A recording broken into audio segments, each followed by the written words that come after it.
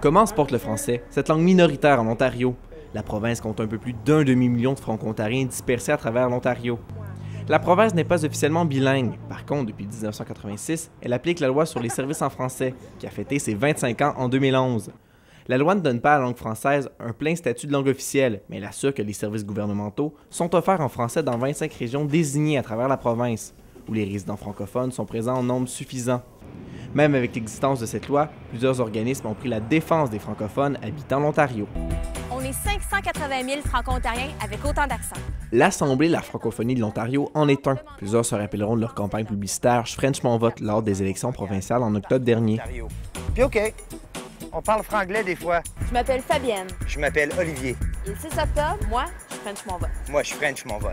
Son président Denis Vaillancourt remarque une amélioration de la francophonie en Ontario. Je te dirais que sur une période d'une quarantaine d'années, il y a quand même eu des améliorations nettes au niveau de la francophonie. Un autre organisme surtout connu pour la création des Jeux franco-ontariens, la Fédération de la jeunesse franco-ontarienne, trouve aussi que les choses vont mieux. En gros, je pense que depuis quelques années, si on regarde les 20 dernières années, la communauté a réussi à sécuriser comme beaucoup d'acquis, beaucoup de choses qu'on a acquis qui fait en sorte que vivre en Ontario français, c'est de plus en plus valorisé. Puis c'est quelque chose qui est tout à fait possible, c'est pas de la fiction. Les deux organismes souhaitent que la province devienne officiellement bilingue, même s'ils sont conscients que ça ne changera pas tout. En gros, oui, je pense que ça serait une bonne chose. Je pourrais pas dire que ça changerait tout du jour au lendemain, parce qu'évidemment, on demeure une minorité, puis il faut travailler avec cette situation-là. Beaucoup de franco-ontariens, franco-ontariennes souhaiteraient probablement que la province soit désignée bilingue, justement pour confirmer davantage cet espace francophone, puis confirmer davantage que nous sommes des citoyens à part entière. Ici en Ontario, plusieurs établissements postsecondaires francophones sont offerts, à Ottawa, Toronto et Sudbury, pour les étudiants désirant poursuivre leurs études dans la langue de Molière. Un choix qui prend tout son sens si on désire travailler dans les deux langues.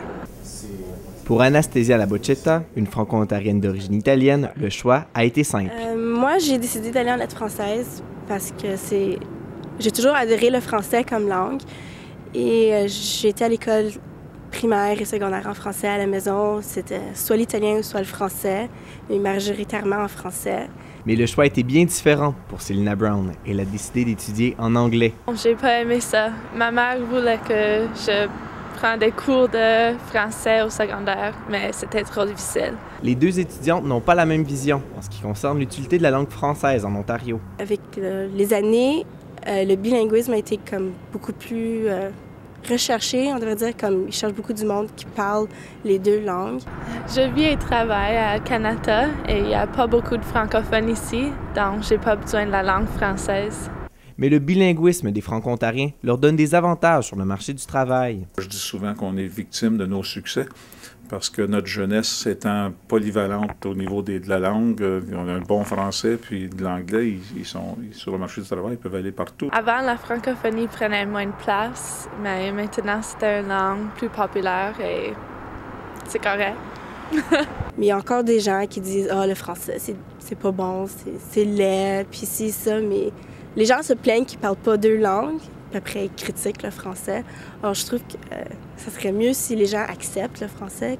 Les opinions diffèrent, on ne parle pas tous la même langue, mais l'important, c'est de se comprendre. Charlotte Selmaltais, La Cité collégiale, Ottawa.